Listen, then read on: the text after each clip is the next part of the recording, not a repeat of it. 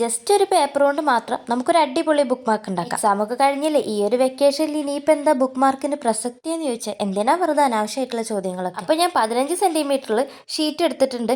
പിന്നെ ഇത് ഞാൻ എക്സ്പ്ലെയിൻ ചെയ്യുന്നേക്കാളും നിങ്ങൾ വീഡിയോ കണ്ട് മനസ്സിലാക്കുന്നതാണ് നല്ലത്. കാരണം ഇത് എങ്ങനെയാ പറയുക എനിക്കറിയില്ല. ഞാനിത് മടക്കുന്നതൊക്കെ എക്സ്പ്ലെയിൻ ചെയ്യാൻ നിന്നാൽ നിങ്ങൾക്കൊരു തേങ്ങയും മനസ്സിലാവില്ല. പിന്നെ ഈ ഒരു വീഡിയോ കണ്ടിട്ട് നിങ്ങൾക്ക് ഇനിയും കൺഫ്യൂഷൻസ് ഒക്കെ ഉണ്ടെന്നുണ്ടെങ്കിൽ നിങ്ങൾ പറയണമെന്നുണ്ടെങ്കിൽ നമുക്ക് ഇതിൻ്റെ ഒരു ലോങ് വീഡിയോ ചെയ്യാം. ശരിക്കും ഈ ബുക്ക് മാർക്ക് ഫോൾഡ് ഒക്കെ ചെയ്ത് എടുക്കുന്ന കാണുമ്പോൾ നമുക്ക് എല്ലാവർക്കും ഭയങ്കര കോംപ്ലിക്കേറ്റഡ് ആയി തോന്നും. പക്ഷേ സംഭവം ഇത് ഭയങ്കര ഈസിയാണ് ചെയ്യാനായിട്ട്.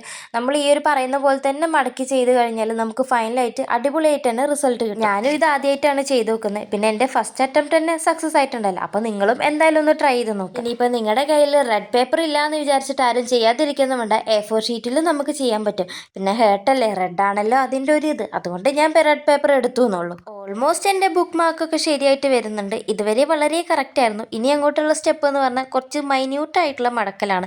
അത് ഈ വീഡിയോയിൽ കാണുന്ന പോലെ തന്നെ ചെയ്താൽ മതി.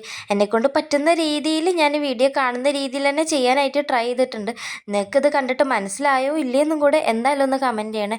അപ്പോൾ സംഭവം റെഡി ആയിട്ട് വന്നിട്ടുണ്ട്. ഫൈനലായിട്ട് അതിൻ്റെ ആ ഒരു സൈഡ് ഇങ്ങനെ വരുന്ന ഇതിൻ്റെ ഉള്ളിലോട്ട് മടക്കി കൊടുത്താൽ റെഡിയായി. അപ്പോൾ അത്രയേ ഉള്ളൂ. മടയ്ക്കുമ്പോൾ കുറച്ച് കോംപ്ലിക്കേറ്റഡ് ആയിട്ടൊക്കെ തോന്നും, പിന്നെ അതങ്ങ് ശീലമായിക്കോളും. അപ്പോൾ സംഭവം സക്സസ് ആണ്.